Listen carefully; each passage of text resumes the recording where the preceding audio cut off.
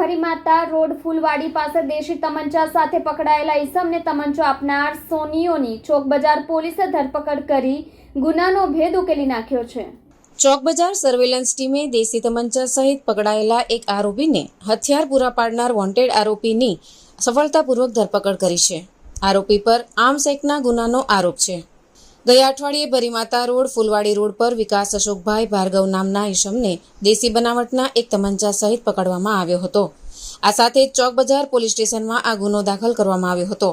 તપાસ દરમિયાન જાણવા મળ્યું હતું કે ભાર્ગવને આ હથિયાર ઋત્વિક સોનિયા ઉર્ફે સોનિયો નામના બીજા યુવકે પૂરું પાડ્યો હતો। આ આધારે ઋત્વિક સોનિયોને આ ગુનાના આરોપી તરીકે વોન્ટેડ જાહેર કરવામાં આવ્યો હતો। આરોપીની ધરપકડ માટે ચોકબજાર પોલીસ ઇન્સ્પેક્ટર એનજી ચૌધરીએ સર્વેલન્સ ટીમના અધિકારીઓને આવશ્યક સૂચનાઓ અને માર્ગદર્શન પૂરું પાડ્યું હતું।